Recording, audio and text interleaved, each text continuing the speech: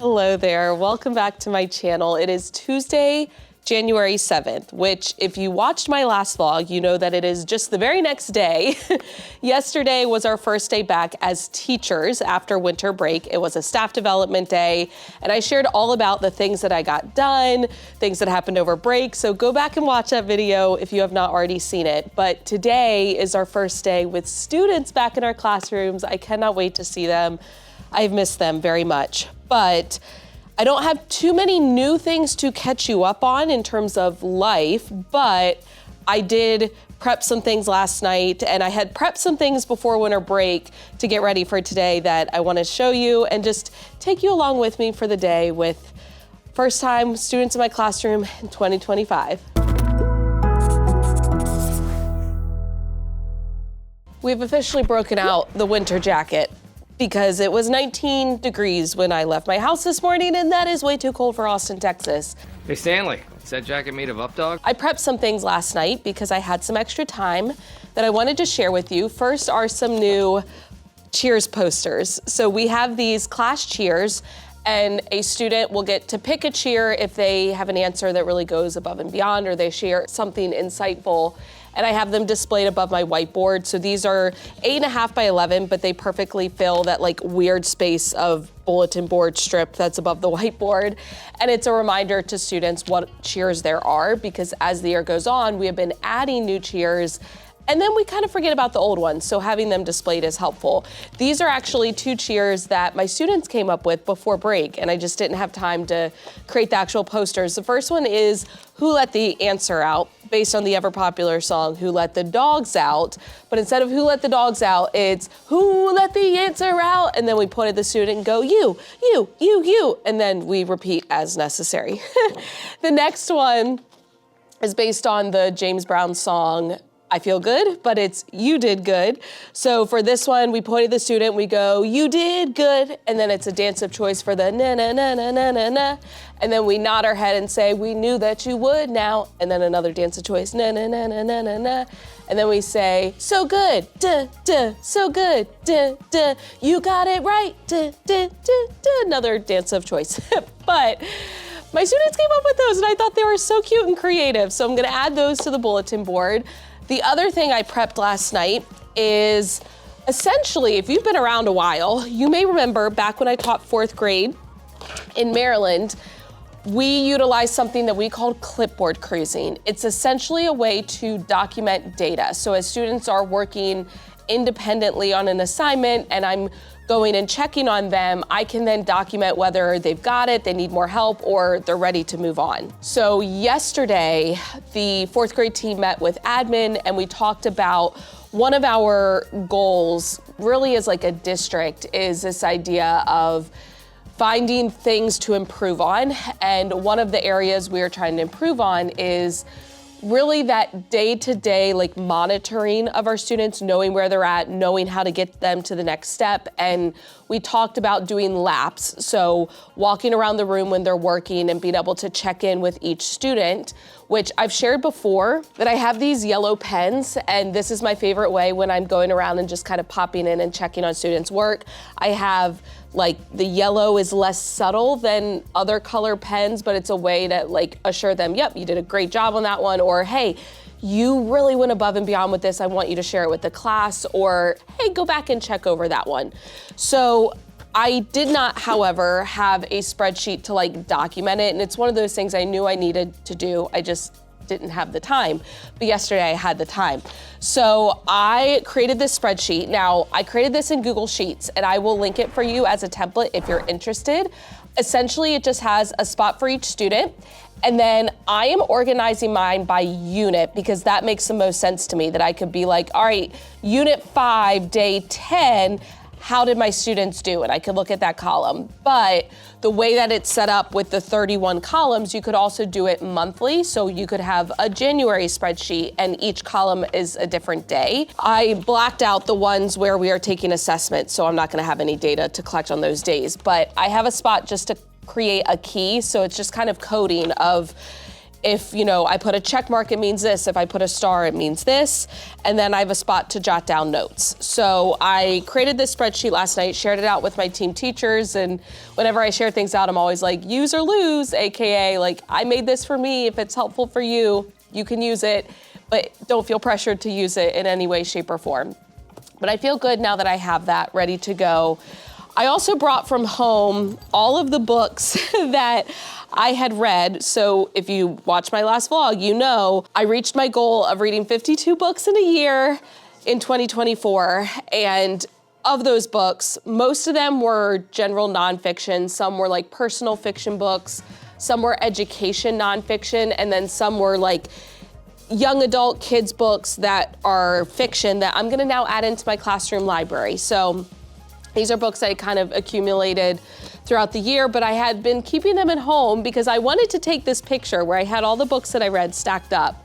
But now that I've taken that picture, I can return these to my classroom library. So The Wild Robot, so good. Out of My Heart, Out of My Dreams by Sharon Draper, love her. I have all of the Barbara O'Connor books that I had gotten at Half Price Books. And then I had gotten this from the book fair, Something Like Home. It was one of the Bluebonnet books for Texas. And then this was a book that a student gifted to me, but they said that I could keep it. So it is Wish Upon a Stray. So I need to get these stamped, which I have shared before. I have this like stamp that I got on Amazon. You're not gonna be able to really see the piece on it, but I think I've already stamped some of these. Hold on. Yeah, that's what the stamp actually looks like. But it's just a quick, easy way to mark the book that it's mine, and then I need to put the little library labels on it, the picture symbols, and get those added into my library. Now, over the next 2 weeks, as a school, we are reviewing expectations, and our school established kind of a challenge or a goal for each day that students can focus on in order to earn house points. So for today, our challenge is hallway expectations. So this morning, when my students come in and we do our Fort Emerson Family Forum, which is our kind of morning meeting, we're gonna go over hallway expectations as well as stairs expectations. Then, in order for my students to share about their winter break, we are gonna do Mater D. Now, I've shared about this before. It's a way for students to quickly get into groups.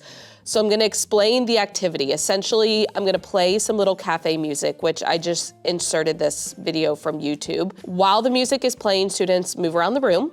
And when the music stops, they have to listen for their table number. So I will call out table for 3 or table for 4, and they have to get into that group number. So if I say table of 3, they have to quickly form a group of 3 with the students that are closest to them. So it's just a quick and easy way to form different random groups. And then I have some different kind of topics that my students are gonna share about winter break. So first, share one peach, which is a good thing from their winter break. Share one pit or not so good thing from winter break. Share another peach, so I'll kind of joke with them, we're making a peach sandwich, peach and then pit and then peach. More of a fruit man or a root man? Share something you did with family or friends over winter break. Share how you feel about being back at school, and then share one thing you missed about school over break. So this took no prep other than just typing the text into the slides, but it'll be a way for students to kind of share with each other and be able to talk about winter break without having like everyone get in a circle and go around and tell me about your winter break, because teachers know A, that takes a really long time, and then B, eventually students kind of get disinterested because it feels monotonous. So I thought this would be a different way to kind of change it up. After that, oh, there's your music.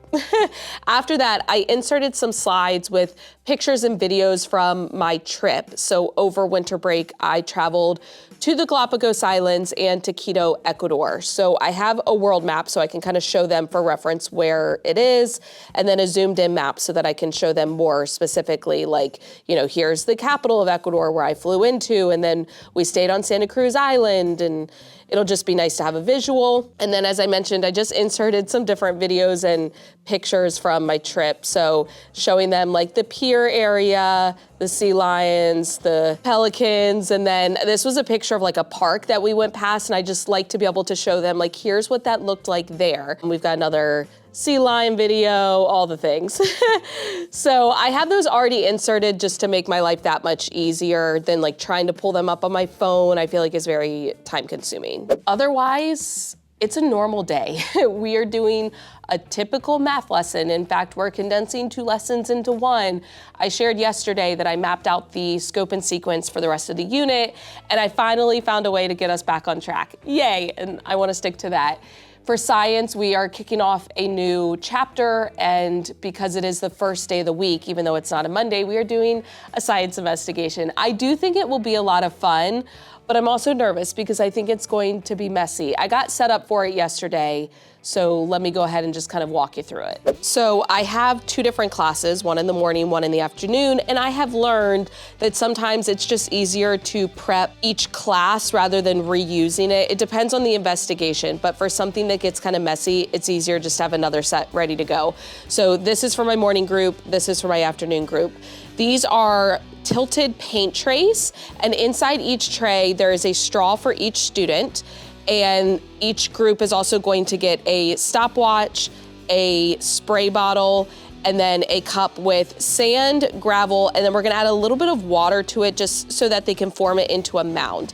They're going to make their mound kind of up at the top of the paint tray, and then we're talking about erosion. So they're gonna start by using the straw to kind of blow on the mound. They will be wearing safety goggles, don't worry, but that will simulate wind erosion.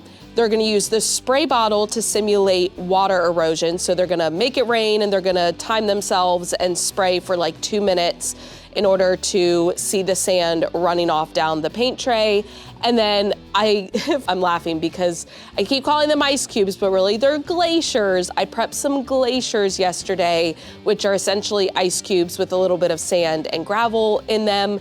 Those are down in the freezer. I'm gonna grab them and move them to like my personal little mini freezer that's in my fridge. It doesn't really freeze anything, so I'm hoping that that will be okay. But regardless, I'm just nervous because after each little thing of erosion, they have to like reset the sand, and I just feel like their hands are gonna be a mess. But my team teacher made a good point. She's like, these are the things that they love, and so it's worth the mess. And I just have to remind myself of that when my classroom becomes a beach later.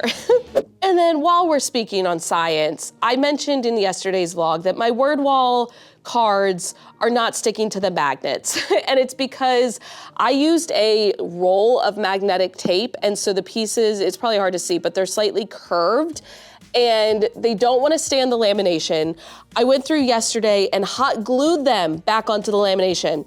Still didn't work. These are all ones that fell off after being hot glued on. So I got some new magnets. So these are adhesive magnetic buttons, and I got these at Walmart back when I did my student teaching internship. I remember Walmart was one of the few stores around, and I would go there for all of the things, especially arts and crafty things.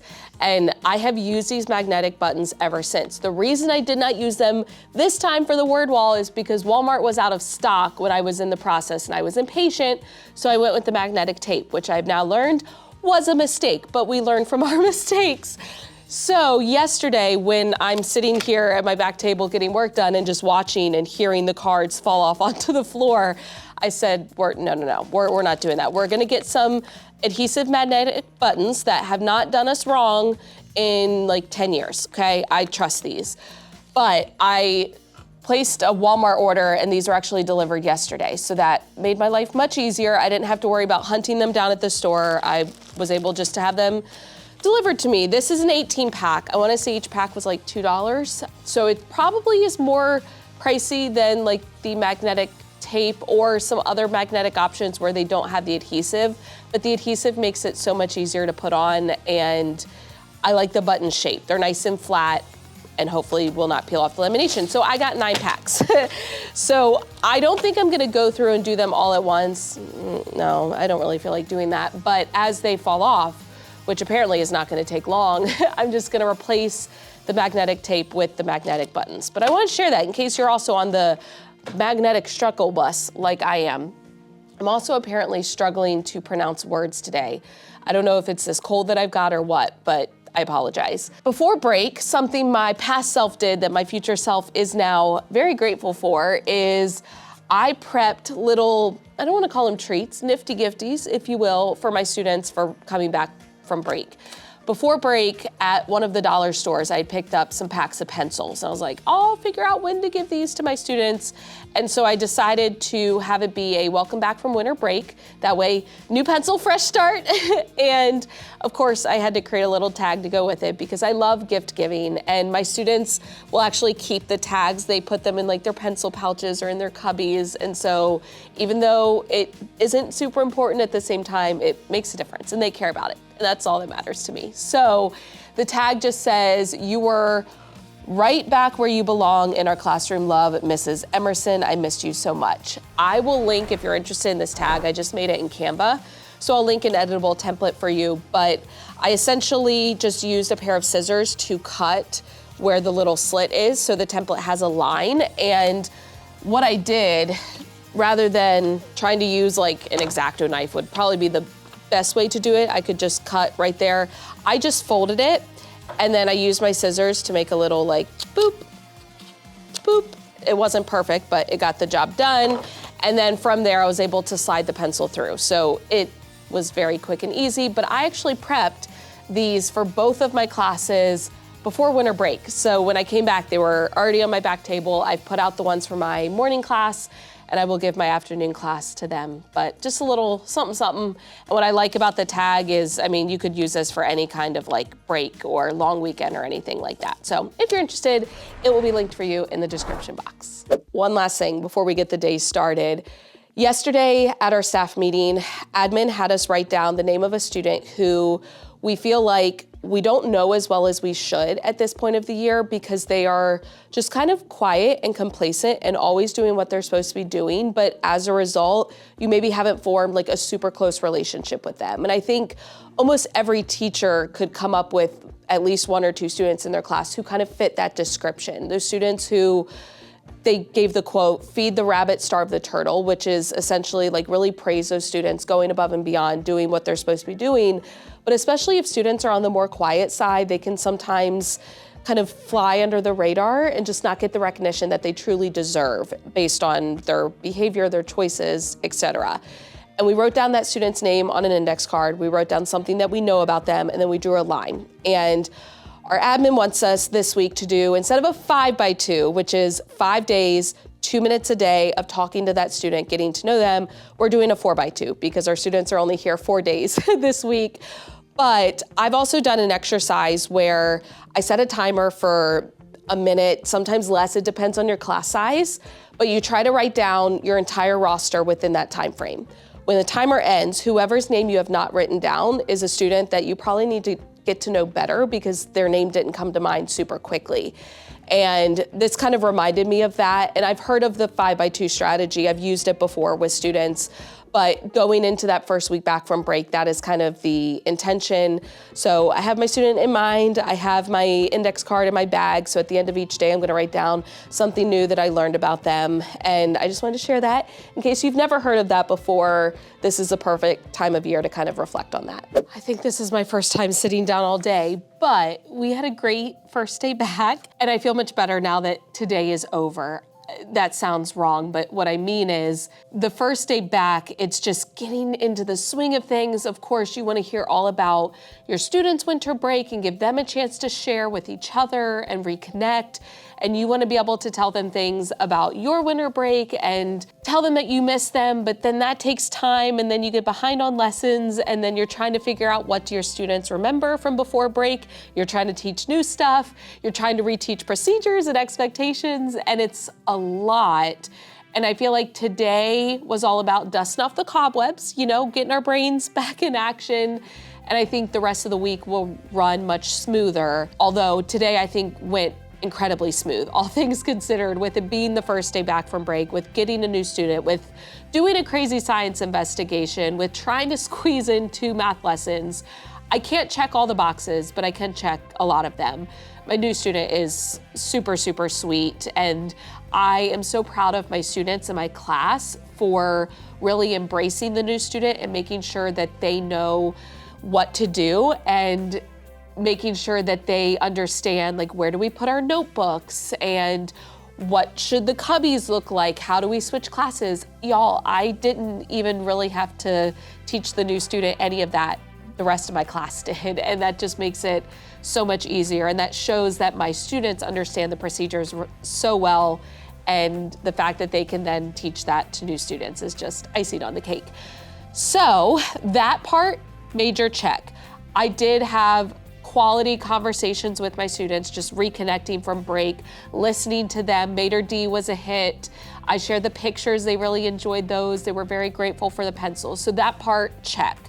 Math, we did not get into lessons. We got in about a lesson and a half in the morning, and then in the afternoon we got in a lesson, which is fine. I will continue to condense tomorrow and we'll get there. It's all good. Again, chalking it up for a win for today. The biggest win, however, and this is gonna be me bragging about my students, the science investigation. I was very nervous, and I think that's to be expected. For the morning group, because I had prepped 2 different groups of them, I put all of the items in the trays, so their safety goggles were in there ready to go. We had the spray bottles filled up with water, the straws and the timers, and the cups of sand and gravel. And I gave them the directions.